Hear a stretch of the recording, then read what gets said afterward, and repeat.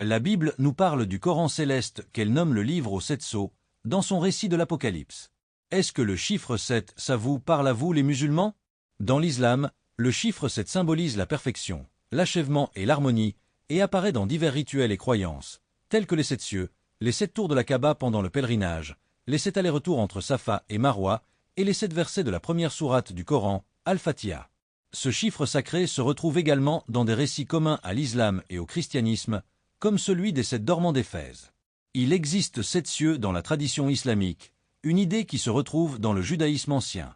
Les pèlerins doivent effectuer 7 tours autour de la Kaaba, le tawaf, et 7 allers-retours entre les collines de Safa et Marwa.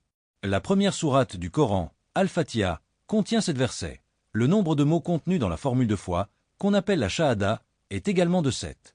Le mythe des 7 dormants est un récit relatant l'histoire de jeunes gens qui s'endorment dans une caverne, et se réveillent des siècles plus tard. Ce récit est partagé par l'islam et par le christianisme. Le chiffre s'était souvent associé à la perfection, à l'harmonie et à l'achèvement, comme le suggère le repos de Dieu au 7e jour de la création. Le chiffre 7 représente également l'accès à une connaissance et une sagesse plus profonde, résultant de la combinaison d'autres principes symboliques, comme les 4 éléments et les 3 principes, l'eau, le feu, la terre, le vent, le soufre, le mercure et le sel.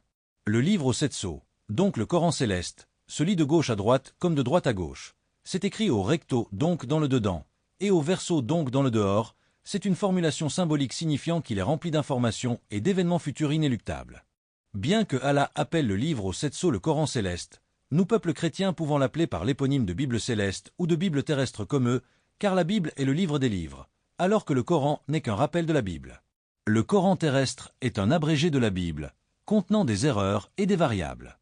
Le fait d'appeler Gabriel par le nom de Djibril, ce n'est non seulement s'approprier l'ange Gabriel, mais c'est aussi faire passer l'ange sous sa version de djinn. C'est de faire passer ce qui est angélique pour ce qui est génétique, c'est de confondre la lumière du feu pour la lumière du jour. Vous dites vous-même dans l'islam que les djinns sont des fausses lumières, des feux, alors que les anges sont des vraies lumières, comme la lumière du jour, et ne peuvent pas désobéir à Dieu. En vérité, personne ne peut désobéir à Dieu comme il le dit lui-même dans le Coran. Si nous avions voulu, nous aurions rendu tout le monde croyant. Le pouvoir appartient cependant à Dieu, et il est omnipotent. Le Coran est un abrégé de la Bible. Le Coran est le livre aux 7 sceaux, et le Coran céleste n'est que la parfaite Bible, car Bible signifie le livre des livres, et il n'y a pas plus complet sur terre que la Bible. Qu'il y ait une Bible au ciel plus clair et sans énigme, nous le concevons, mais qu'il y ait sur terre un livre plus détaillant que la Bible, nous ne l'attestons pas. Le Coran n'est que le rappel de la Bible en un langage autre que le romanesque. Le Coran n'est que le rappel de la Bible pour un peuple qui jusque-là avait mécru. Dire que le Coran est un correctif est une erreur. Le Coran lui-même ne se revendique pas comme le livre originel, car l'originel est au ciel dans le septentrional ouest, l'originel est la Bible céleste. Pourquoi dit-on scellé? Les Mormons vous diront que c'est parce que la Bible est cachetée, comme le livre des Mormons fut cacheté à sa base, à sa source. C'est le Christ qui l'a dévoilé, car c'est l'agneau de Dieu qui l'a décellé, comme il est écrit dans l'Apocalypse. Ésaïe continue en disant que le livre scellé est comme une écriture non romanesque, mais en l'occurrence arabique, qui représente un trucage et une labeur pour les peuples non arabophones. Pour le romain, lire le Coran c'est comme lire les hiéroglyphes, c'est être savant, c'est-à-dire capable de lire mais pas capable de déchiffrer. Toute la révélation est pour vous comme les mots d'un livre cacheté que l'on donne à un homme savant qui sait lire, en disant « lis donc cela », et qui répond « je ne le puis, car il est cacheté », ou comme un livre que l'on donne à un homme qui ne sait pas lire, en disant « lis donc cela », et qui répond « je ne sais pas lire ». Ésaïe parle du Coran des Arabes, qui est crypté pour les savants chrétiens, et de la Bible des chrétiens, qui est également scellée au niveau de sa compréhension pour les peuples de l'islam qui l'ignorent. Les deux bords sont scellés, soit on ne comprend pas la Bible, soit on ne sait pas lire le Coran. Soit on écrit en romanesque, soit on écrit en arabe, soit on écrit en kanji, soit on écrit en katakana, soit on écrit en mandombe, soit on écrit en hiéroglyphe. Les différents systèmes d'écriture du monde se classent principalement en 3 catégories, le logographique, le syllabique ou l'alphabétique, libre à chacun de comprendre selon ses facultés. Et si on va plus loin dans l'Apocalypse, le serpent, l'ancien dragon, est enfermé dans la Kaaba depuis la construction de ce muséum. Il renferme le corps de l'Antichrist et est un cercueil, voire une prison pour Satan. Il ne s'ouvre que de l'extérieur et non de l'intérieur, et pour certaines traditions c'est le lieu de culte de Baal, l'autre nom que l'on donne à Allah, ou peut-être même le nom originel d'Allah. Allah c'est Baal, et Allah et Baal sont les fondateurs de l'islam. La Bible parle du Coran céleste qu'elle définit comme le livre aux 7 sceaux, et pour le dire d'une manière plus amère, le Coran terrestre le plus complet est la Bible. La Bible est par définition la mère des livres, et le Coran est par définition le rappel de la Bible pour les peuples qui n'ont pas reçu la Bible ou qui l'ont ignorée. Les plaies de l'Apocalypse sont comme les plaies d'Égypte envoyées à l'encontre de Pharaon par Moïse. Nous tournons autour du Moyen-Orient comme s'il s'agissait du berceau de l'humanité.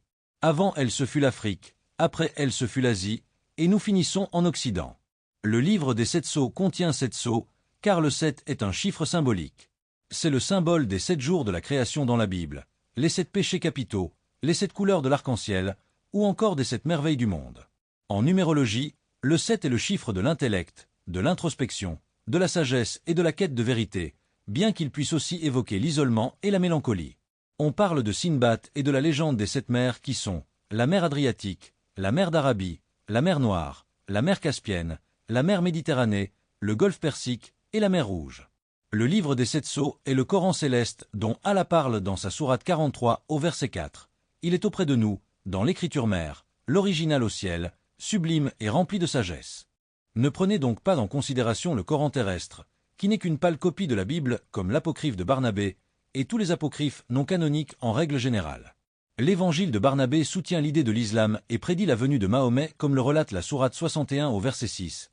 Et quand Jésus fils de Marie dit « Ô enfants d'Israël, je suis vraiment le messager de Dieu envoyé à vous, confirmateur de ce qui, dans la Torah, est antérieur à moi, et annonciateur d'un messager à venir après moi, dont le nom sera Ahmad. » Puis quand celui-ci vint à eux avec des preuves évidentes, ils dirent « C'est là une magie manifeste. » L'évangile de Barnabé contient de nombreuses affirmations et anachronismes qui indiquent qu'il a été rédigé au Moyen Âge, et non à l'époque de l'apôtre Barnabé. Les actes de Barnabé sont un autre texte apocryphe qui relate la vie et le martyre de Barnabé et a été rédigé par l'Église de Chypre au 5e siècle pour justifier son autonomie. L'idée principale de ce texte affirme que Jésus n'était pas le Messie, mais que le Messie sera l'islam. C'est pourquoi il a été rejeté. Les chercheurs pensent qu'il a été écrit par des musulmans qui se sont faussement convertis au christianisme pour éviter de subir des persécutions. Les musulmans vous diront faussement que c'est une preuve que Mohammed est bien annoncé dans l'Évangile, comme le soutient le Coran dans sa sourate 7 au verset 157. Ceux qui suivent le messager, le prophète illettré qu'ils trouvent écrit et mentionné chez eux dans la Torah et l'Évangile. Il leur ordonne le convenable, leur défend le blâmable, leur rend licite les bonnes choses, leur interdit les mauvaises, et leur ôte le fardeau et les jougs qui étaient sur eux. Ceux qui croiront en lui, le soutiendront, lui porteront secours et suivront la lumière descendue avec lui, ceux-là seront les gagnants. Or l'idée que Mohammed soit explicitement annoncé dans la Torah n'est pas une croyance juive, mais plutôt une interprétation islamique basée sur des passages de la Torah comme le Deutéronome 18, versets 15 à 19. L'Éternel, ton Dieu, te suscitera du milieu de toi, d'entre tes frères, un prophète comme moi, vous l'écouterez.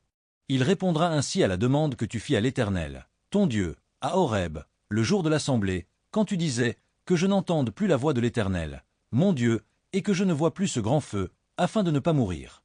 L'Éternel me dit, ce qu'ils ont dit est bien. Je leur susciterai du milieu de leurs frères un prophète comme toi, je mettrai mes paroles dans sa bouche, et il leur dira tout ce que je lui commanderai. Et si quelqu'un n'écoute pas mes paroles qu'il dira en mon nom, c'est moi qui lui en demanderai compte. Cette interprétation est contestée par le judaïsme, qui n'a jamais considéré ces textes comme une annonce de Mohammed, mais plutôt comme se référant à des prophètes futurs au sein du peuple juif.